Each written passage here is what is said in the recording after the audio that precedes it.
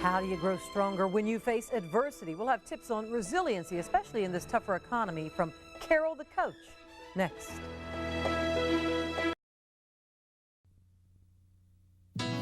WTHR Cares. Focus on the community. During these tough economic times, many people are going through changes in their lives, such as dealing with a job loss. But how do you get through the changes? In today's focus, life skills and strategies to get us through the tough times. I'm joined by Carol Juergensen, Sheets personal life coach and marriage and family therapist. This month, Carol the coach is focusing on the art of reframing and resiliency. And there's so much to cover in 3 minutes. But first, you say that some people seem to be born with resiliency, to deal better with adversity. How do you know if you are resilient? What are some of the questions you can ask yourself? Well, it's very important to ask yourself, do I embrace or do I fight change? And if you fight change, you're going to have to work harder at looking at the 3 bullet points that we're going to be talking about.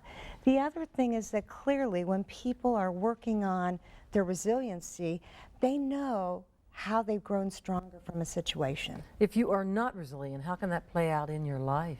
Well, you see yourself as a victim instead of a victor, and you see things negatively as opposed to positively. You never notice how you've grown from something. Yeah, and you take things more personally and don't let go. I also remember reading with some of your literature. So you believe that we can be more resilient by reframing. What is reframing first to increase resiliency? Well, reframing is a special tool that keeps you in touch with how you've grown stronger and what you've learned. And so when a situation has happened that's difficult or problematic, you say to yourself, what did I learn from it? How did I grow stronger? And most importantly, do I believe that good things are going to come from it? And I also like the statement that you say people can use when they're reframing about not letting something have the power over them. Tell me that very briefly. Oh, if there's one statement we could tell people today, it is don't let a person or the situation have power to make you feel anything, whether that's angry, inferior, inadequate.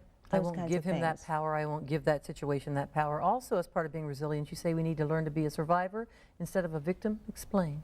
Well, a survivor is somebody who's gone through hard times and they've learned from their situation. They are no longer a victim, they are a survivor. And how do we do that? I mean, how do you become a survivor instead of a victim? Asking, what can I learn from this situation? Absolutely. If you've lost your job, then you need to say, what did I learn from this situation? Maybe it's that next time you need to save a little more money so you have more cushion. Maybe it's that you have to learn how to network and make friends and deal with people who can find you a job. Maybe it's about learning how to ask for help. And learning about recognizing, I guess, what good can come out of this situation is another way. There's always good that comes out of a difficult situation. You always grow stronger. You have to recognize what that is. And maybe that's asking your best friend, how do you see me growing stronger? And the last thing you say is have an internalized sense of faith that things will work out. That's right. Be more resilient. Absolutely. Faith. So that's really key to this. Believing that good will come out of it.